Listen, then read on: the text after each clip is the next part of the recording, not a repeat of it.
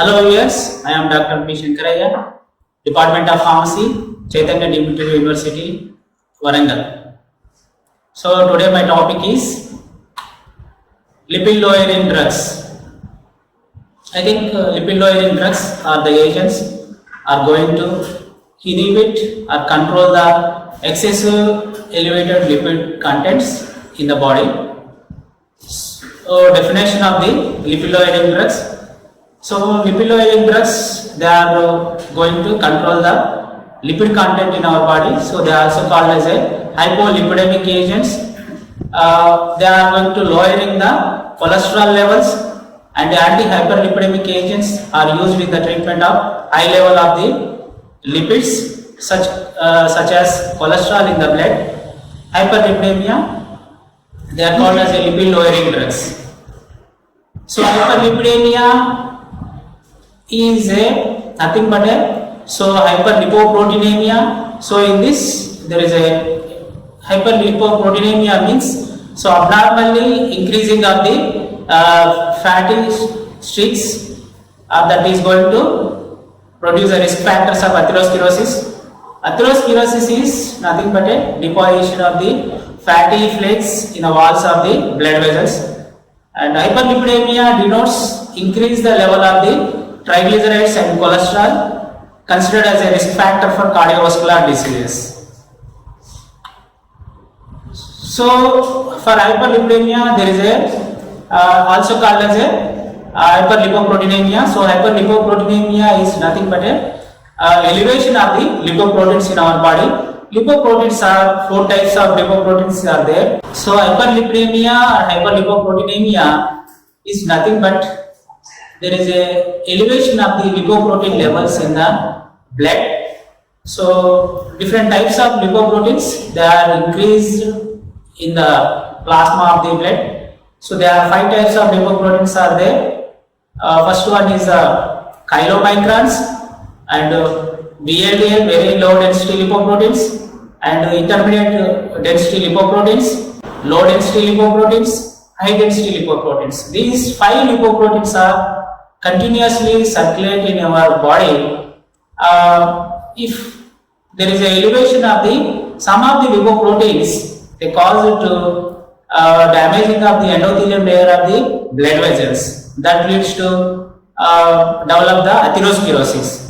The important lipoproteins are HDL, so that is cardioprotective or blood vessel protective lipoprotein. It is also called as a good cholesterol. So LDL, VLDL, IDL, so they are act as a bad cholesterols. So this bad cholesterol is going to develop the atherosclerosis. Okay, the atherosclerosis is a condition in which fatty flake liquids is going to build up in the inside of the blood vessels. Especially atherosclerosis is derived from the Greek word. These are two words. First one is the athero means gruel, sclerosis means hardening, and atherosclerosis is often called as a arteriosclerosis. Arteriosclerosis is nothing but a hardening of the blood vessels. So in atherosclerosis condition, that leads to build up of the fatty streaks in the blood vessels and hardening of the blood vessels. These are the consequences of atherosclerosis. So atherosclerosis is one of the dangerous condition if elevated of the lipoprotein bad cholesterol levels. Especially atherosclerosis can cause heart attacks if there is a completely blockade of the arteries of the heart. Especially, so they are going to obstruct the flow of the blood in coronary blood arteries. And another causes of the atherosclerosis leads to brain stroke and kidney failures, gangrene, amputations, etc. are the common consequences of atherosclerosis development in the blood vessels. So main mechanism actions of the atherosclerosis. So for development of atherosclerosis, there is a important steps are involving in a condition of the atherosclerosis in cardiovascular diseases. So first one is there is a alters the prostacyclins and nitric oxide levels in the bloodstream. That altered prostacyclins, they are going to damage the endothelium layers of the blood vessels. Whenever there is a endothelial layer is damaged, addition of the LDL cholesterol, platelets and mononucleic cells, then they are going to release the oxidative free radicals. That oxidative free radicals is going to oxidize the LDL cholesterol that become a lipid peroxides. Then the macrophages are trying to removing of the lipid peroxides of the oxidized LDL cholesterol.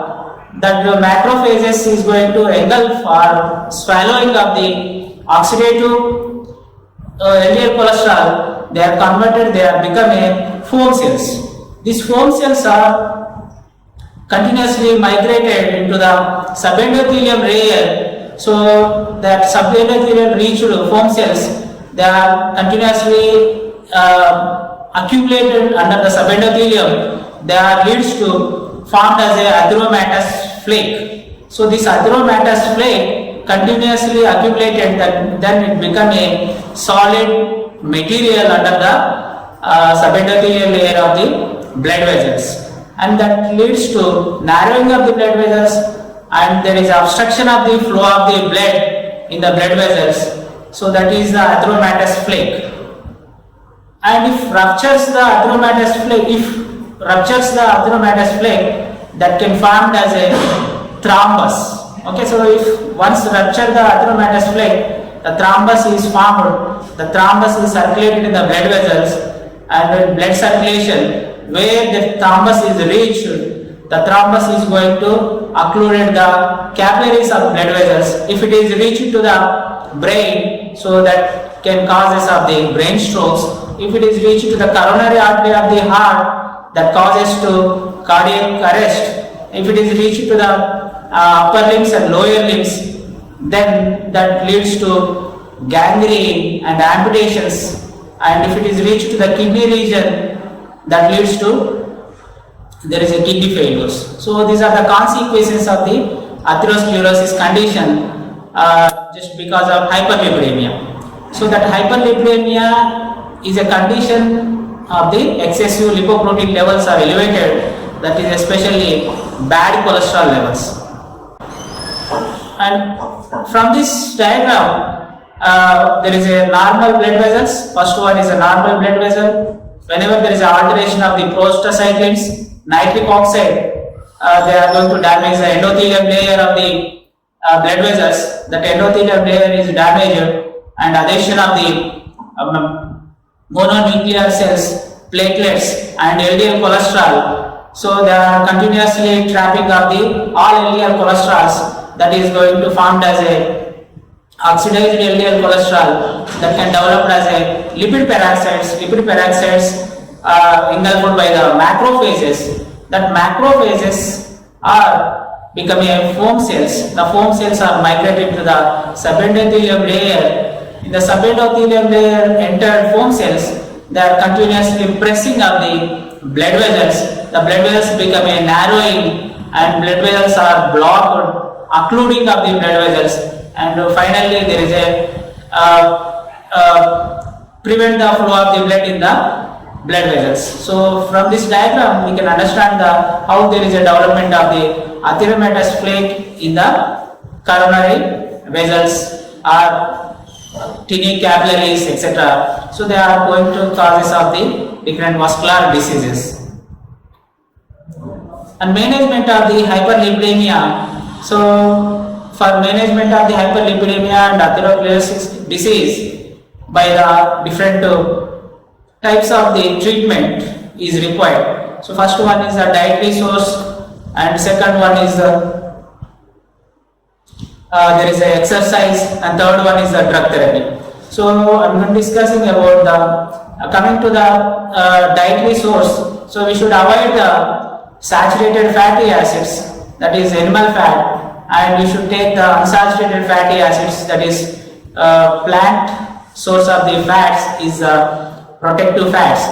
And another important dietary source is there is a fish oils is going to control the excessive elevated cholesterol levels. The fish oil contain the omega-3 fatty acids, so they are also having the antioxidant property, and fatty fish oils also contain the vitamin E and C, so they are act as a antioxidants. They can prevent the peroxidase products of the LDL cholesterol in our body. And exercise will help a lot in controlling of the hyperlipoproteins. That exercise can continuously, that free fatty acids is going to esterified, they are going to formed as a HDL cholesterols. So regular exercise is required for elevation of the HDL cholesterol and controlling of the bad cholesterol in our body. And third category, there is a drug therapy. So drug therapy of the is very important in atherosclerosis and hyperlipidemias. So the important is they are going to decrease the LDL cholesterol level and increase the HDL cholesterol levels with the drug therapy. Okay. And anti-hyperlipidemic drugs, they are classified as a 5 categories of the anti-hyperlipidemic drugs are there. So first one is the HMG-CoA Reductase inhibitors. So they are simvastatin, atorvastatin, fluvastatin, lovastatin, pravastatin, rosuvastatin, etc. are there. They are HMG-CoA reductase inhibitors. And second category is bile sequestrants, cholesterol, cholestyramine, cholesavalum belongs to the bile sequestering agents. And the third category, fibrates, so clofibrate, phenofibrate, gemfibrozil, they are the third category of the anti-hyperlipidemic agents. And fourth category is nicotinic acid derivatives. NIACIN is the fourth category of the lipid lowering agents. And fifth category, cholesterol absorption inhibitors, that is ezetimibe. So ezetimibe is the new drug that are going to inhibit the absorption of the cholesterol. So first category of the lipid lowering agents, HMG-CoA reductase inhibitors. So first there are atorvastatin, simvastatin, atorvastatin, lovastatin, pravastatin, etc. are there. So their main mechanism action of these HMG-CoA reductase inhibitors, they are also called as statins. So they are structural analogs of the HMG-CoA reductase inhibitors. So they are going to inhibit the primary synthesis of the cholesterol in the liver. Okay. So and another property of the statins, they are going to increase the synthesis of the LDL receptor expressions in the liver. So they are going to enhance the uptake of the LDL cholesterol in the liver. Next, another mechanism action, decrease the triglyceride levels and increase HDL levels in the body. And another property of the HMG-CoA reductase inhibitors, they are cardioprotective property by vasodilation and decreasing atherosclerosis flake formations in the body. So these are the important mechanism actions of the statins. And next, pharmacokinetics of the statins, the 30 to 90% of the drug is oral absorbed drugs. So most of the statins are administered by oral route. They are absorbed up to the 90%. So these statins are administered better. The time of administration is in the time of the evening hours. They are going to control the synthesis of the cholesterol in our body. In the midnight, it is around 2 a.m. 2 a.m. Okay, and maximum effect is reached within 1 month. If you use the statins continuously for 1 month, so it can show maximum effect within 1 month, controlling of the hyperlipidemia. And so these agents are also extensively metabolized by the cytochrome CYP3A4 and CYP2C9 metabolic enzymes. And therapeutic uses of the statins are, all statins are effective all types of the hyperlipidemia. So they are usually given in combination with other drugs also for controlling of the hyperlipidemias. Main adverse effects with statins.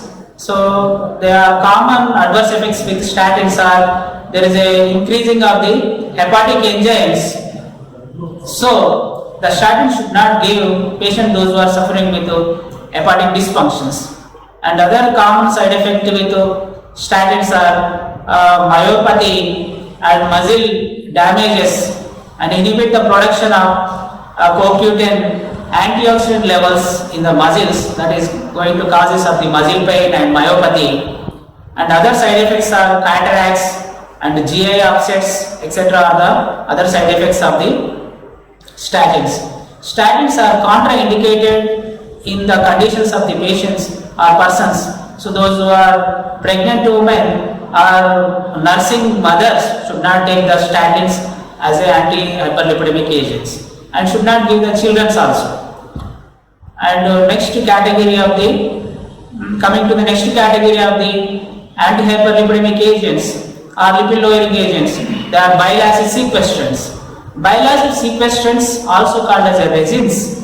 Bile acid sequestrants, they are going to complex with the bile acids and inhibit the absorption of the bile acid and control the elevation of the lipid content level in the blood with bile acid sequestrants.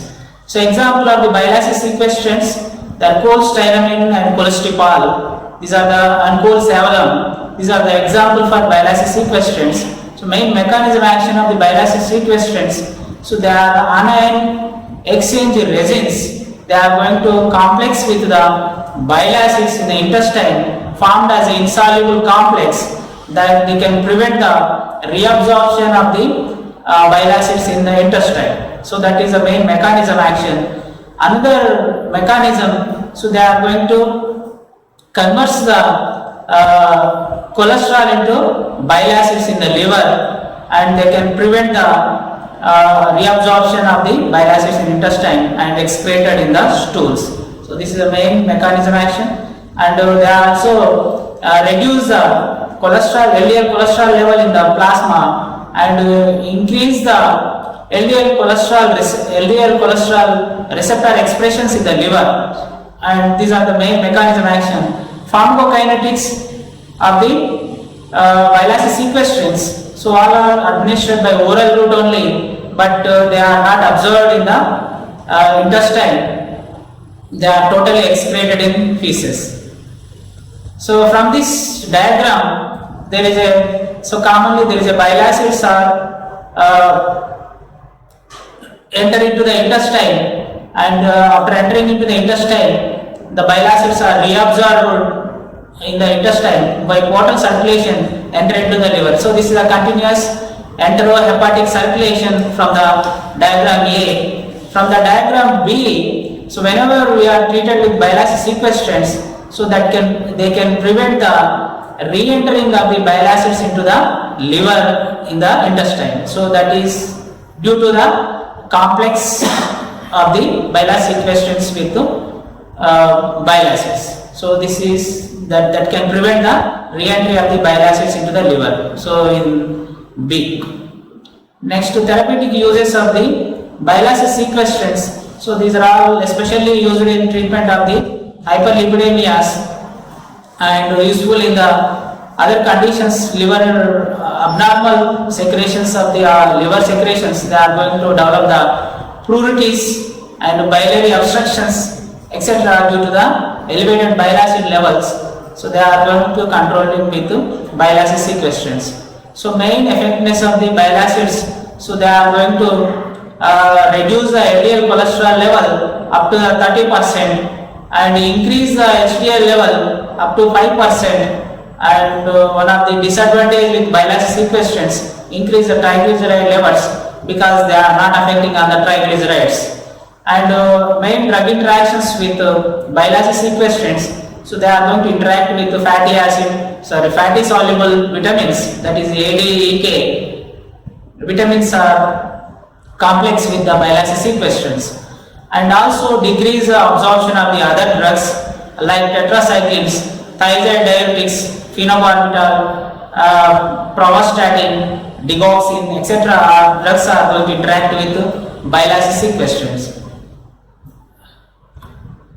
Next, main side effects of the bile acid sequestrants, there is a stomach upset, constipation accompanied by the heartburn, nausea, bloatings, etc. are the common side effect with bile acid sequestrants. So avoid in the following conditions of bile acid sequestrants. If there is a more than 400 grams per deciliter of the triglyceride, should not give the bile acid sequestrants. And if there is a use cautiously with bile acid sequestrants, if there is there is a elevation of the triglycerides more than 200 mg per deciliter, should use cautiously with bile acid sequestrants. If we want to give the bile acid sequestrants along with the statins, so statins should be administered before 2 hours or after 5 hours of the bile acid sequestrants, should give the statins as controlling of the hyperlipidemic conditions. And cholestyramine is the more potent than the cholestyramine and cholesterol as a bile acid sequestrants. And third category of the lipid lowering drugs are fibrates. Fibrates, also called as a activation of the lipoprotein lipase enzyme. Okay, lipoprotein lipase enzyme is one of the important enzyme. It is going to hydrolyze the fatty streaks or bad cholesterols in the body. So here lipoprotein lipase activators of the fibrates. So they are phenofibrate, genfibrozil, and clofibrate. A mechanism action of the fibrates, their main mechanism action, they are going to hydrolyze this VLDL and LDL and even the chylomicrons in the body, and they are going to decrease the triglyceride levels also reduced by the fibrates. So mainly they are going to increase the HDL levels with the fibrates. So this is a mechanism action of the fibrates. So pharmacokinetics, so they are completely absorbed from the GIT or oral administration. So but most of the fibrates are highly protein binding in nature. So that's why they are going to produce long duration of action. So most of the fibrates, they are going to hydrolysis the in this diagram. So fibrates are hydrolysis the triglycerides, LDL and VLDL. So they are converted into free fatty acids. The free fatty acids are enter into the adipose tissues. In the adipose tissues, the free fatty acids utilized as an energy source. So that is the mechanism action of the fibrates or lipoprotein lipase enzyme activators. Therapeutic uses of the fibrates, so especially they are used in hypertriglyceridemia, and they are going to effectively reduce the triglyceride levels. So that is important of the fibrates. So main adverse effect of the fibrates are GI disturbances and gallstones formation and muscle pain and myopathy are the common side effects as usual as statins. And contraindication of the fibrates should not give pregnant women and renal failures, hepatic dysfunction, and patient those who are suffering with gallstones. So these are the contraindications of the fibrates. And next, fourth category of the lipid lowering agents, nicotinic acid derivatives. Example, niacin. The most and cheapest anti-hyperlipidemic agent is niacin. So niacin is nothing but it is vitamin B3. So niacin is going to decrease the formation of the triglycerides and VLDL and cholesterol levels in the liver. Especially these are also mechanism action of the niacin, so it is going to inhibit the lipolysis effect in the adipose tissues. Actually, in adipose tissues, there is a free fatty acids are accumulated. Adipose tissues containing free fatty acids converted into fatty acids and triglycerides and LDL, VLDL. So that step is going to control with this niacin. So it means free fatty acids become a LDL cholesterol, VLDL cholesterol and triglycerides in the liver. That pathway is controlling with niacin. So that's why they are called as a lipolysis inhibitors. Lipolysis inhibitor. Okay, and this niacin is going to increase the LDL cholesterol level. So these are most potent anti-hyperlipidemic agents. So in this diagram, so niacin is going to control the triglycerides converted into free fatty acids.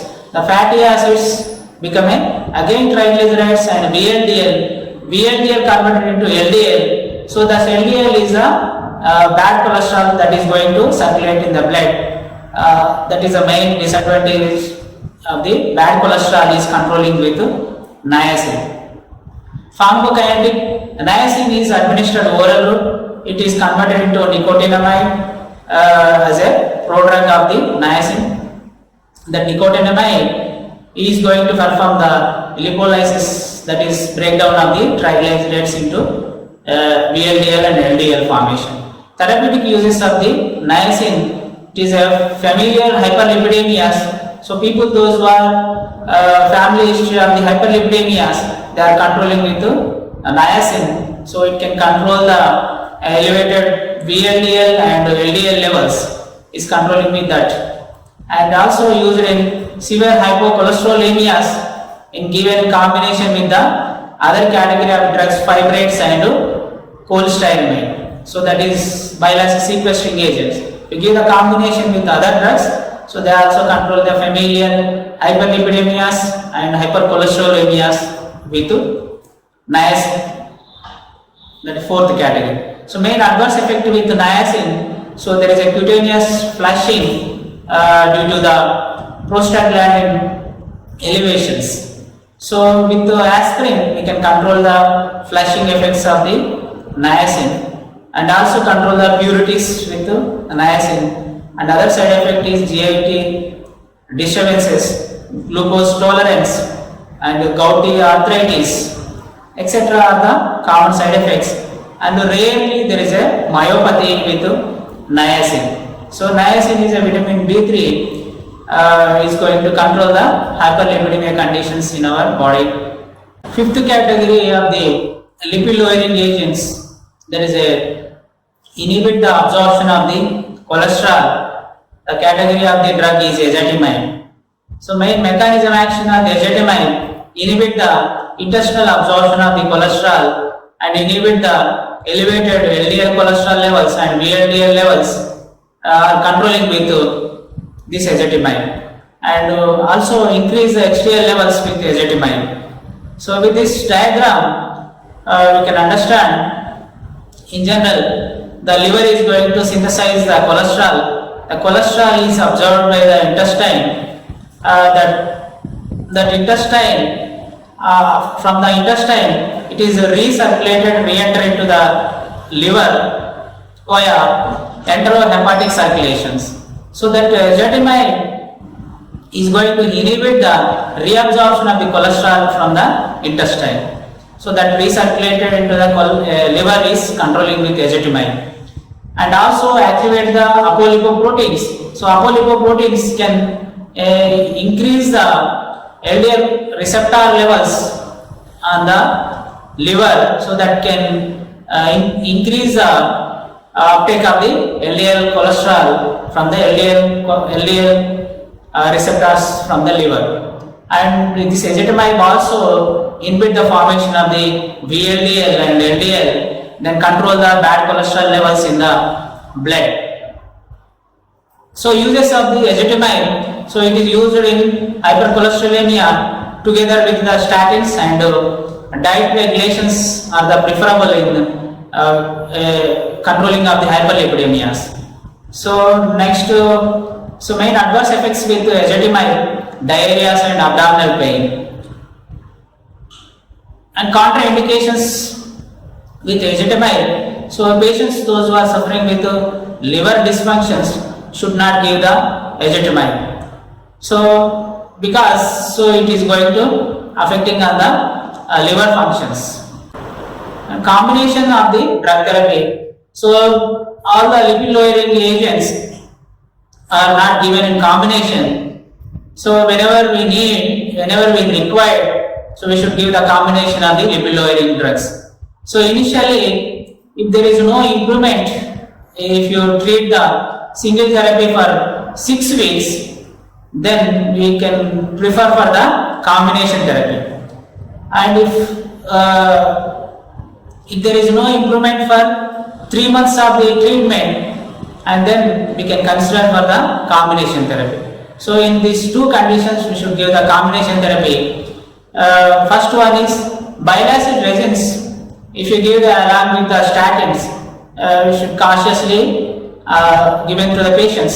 So because they are going to produce the myopathy or muscle pains. Okay, and next combination, ezetimibe and statins. So if you give the combination of ezetimibe and statins, so they are going to produce a synergistic effect. So they are improves or increase their strength and easily control the hyperlipidemia levels as a synergistic effect of the statins with ezetimibe. That is the advantage of the combination ezetimibe and statins. Statins should not give combination of other drugs. The preferable combination is ezetimibe. And fibrates and statins are contraindicated. Okay, fibrates and statins should not give lipid lowering agents. They are contraindicated in myopathy. The muscle pains are increasing if you give the combination of the statins with fibrates. Nicotinic acid and the statins must be cautiously used if patient is suffering with muscle pain. Okay, so these are the combination therapies. So the preferable combination therapy is statins and ezetimibe. And first we should give the single therapy for 6 weeks. If there is no controlling of the hyperlipidemias, and increase the dose and treatment for the 3 months, then there is no controlling of the hyperlipidemia, then go for the combination therapy. That's for now. We will talk more in the upcoming videos. Thank you.